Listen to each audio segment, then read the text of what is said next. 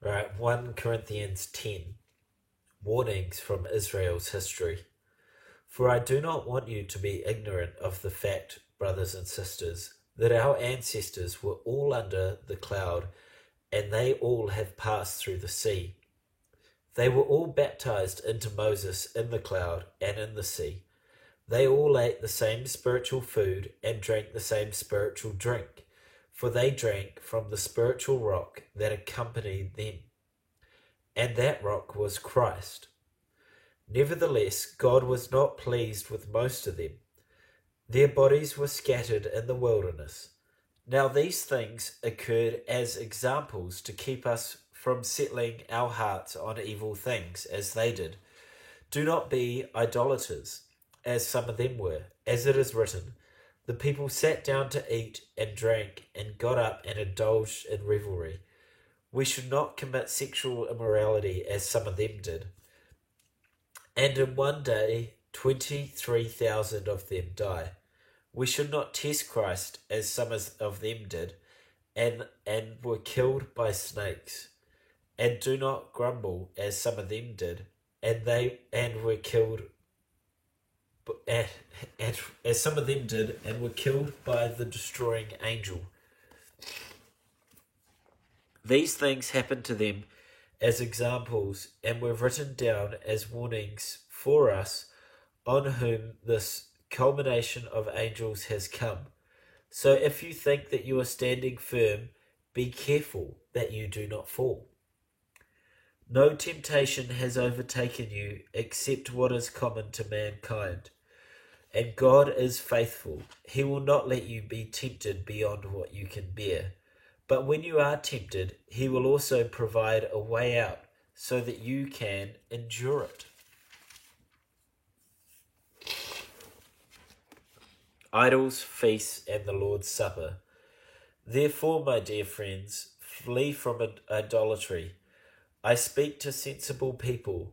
Judge for yourselves what I say. Is not the cup of thanksgiving for which we give thanks? Is not the cup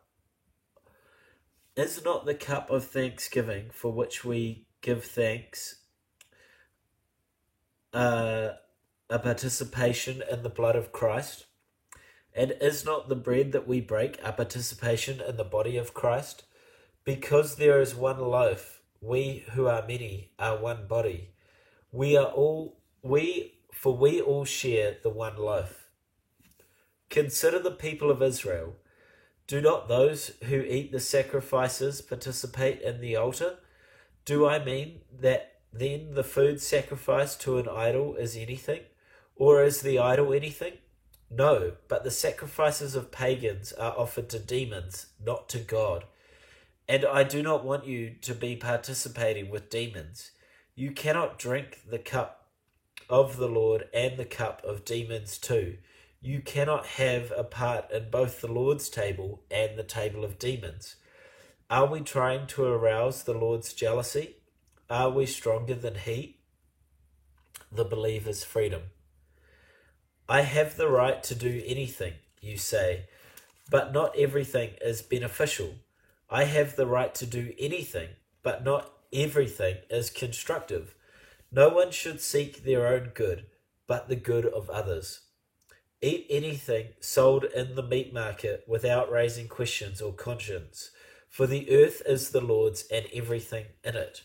If an unbeliever invites you to a meal and you want to go, eat whatever is put before you without raising questions of conscience. But if someone says to you, "This has been offered in sacrifice," then do not eat it, both for the sake of the one who told you and for the sake of your conscience. I am referring you to the other person's conscience, not yours. For why is my freedom being judged by another's conscience? If I take part in the meal with thankfulness, why am I denounced because of something I thanked God for? So, whether you eat or drink, or whatever you do, do it all for the glory of God. Do not cause anyone to stumble, whether Jews, Greeks, or the church of God, even as I try to please everyone in the way, For I am not seeking my own good, but the good of many.